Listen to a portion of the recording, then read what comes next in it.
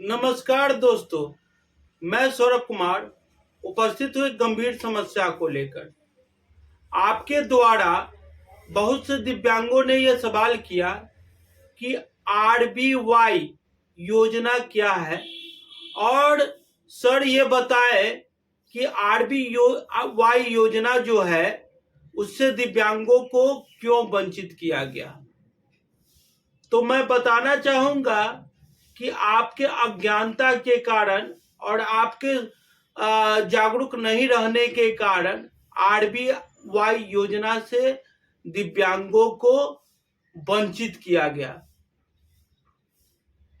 ये बात बिल्कुल सही है कि आप अपने अधिकार के प्रति सजग नहीं रहे, जिसके कारण दिव्यांग समाज को सामाजिक कल्याण एवं अधिकारिता मंत्रालय दिल्ली ने आरबीवाई योजना से वंचित कर दिया गया।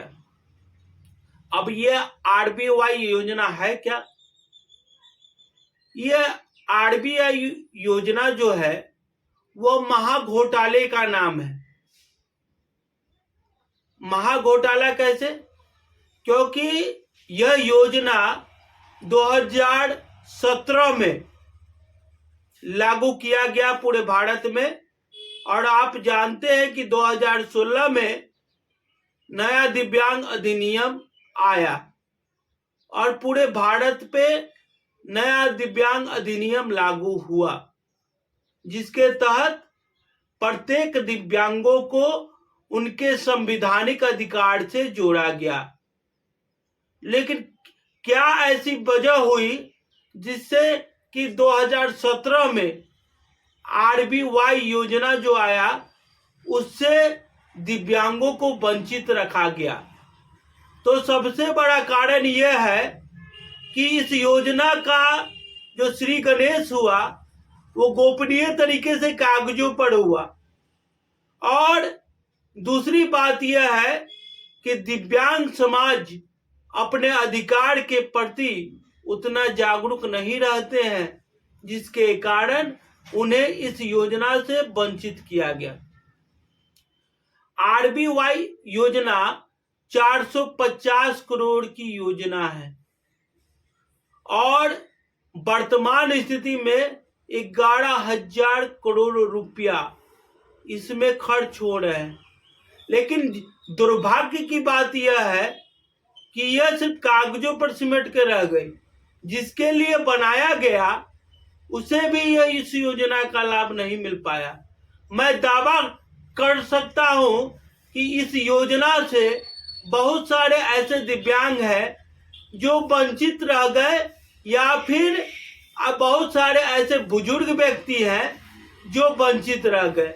इस योजना के तहत यह योजना बनाया गया था कि ग्रामीण विकास विभाग और सामाजिक कल्याण न्याय एवं अधिकारिता मंत्रालय भारत सरकार के द्वारा ऐसे बुजुर्गों को चिन्हित किया जाएगा और स्वतः चिन्हित किया जाएगा, आधार कार्ड से चिन्हित किया जाएगा कि वो 70 साल के हैं या उससे नीचे है, तो उनको बैसाखी, व्हील चेयर, कृत्रिम दांत और कान का मशीन और जितने भी दिव्यांग के लिए उपकरण है, यानी नकली पैर या जो भी दिव्यांग और बुजुर्ग के लिए है, उससे उसे दिया जाएगा। दलील यह दिया गया कि वैसे दिव्यांग या वैसे बुजुर्ग जिसका आय सिर्फ सामाजिक सुरक्षा पेंशन है, उन्हें इस योजना से जोड़ा जाएगा। और इसकी जिम्मेदारी किसको दी गई? इसकी जिम्मेदारी ग्रामीण स्तर पर, ग्राउंड स्तर पर मुखिया को, वार्ड पार्षदों को और ग्राम सेवकों को दिया गया।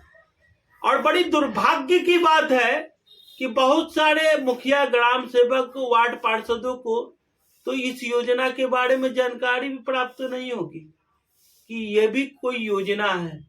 बहुत ही दुर्भाग्य की बात। अब RLSY जो योजना है उसके बारे में जब आपने पूछा है तो मैं बताने के लिए विवश हो गया हूं। यह योजना था कि वैसे व्यक्तियों को चिन्हित किया जाएगा, वैसे व्यक्तियों का लिस्ट मांगा जाएगा जो बुजुर्ग हो, जिनको बैसाखी की जरूरत है, जिनको जो बेत होता है बांस वाला उसकी जरूरत हो, या व्हील चेयर की जरूरत हो, या फिर कृत्रिम अंग की जरूरत हो, तो उसे सेंटर तक नहीं जाना होगा। भारतीय डाक के माध्यम से ये सारे उपकरण दिव्यांगों को उनके घर तक और बुजुर्गों को उनके घर तक पहुंचा दिया जाएगा। लेकिन कुछ दिन के बाद सरकार ने संशोधन किया और इसमें से दिव्यांग श्रेणी को निकाल दिया और कहा कि ये योजना सिर्फ अब बुजुर्गों के लिए रहेगा। ये 2021 की बात है और इसका जो योजना की राशि है उसे बढ़ा दिया गया, यानी इस योजना को 100 करोड़ रुपए का योजना बना दिया गया।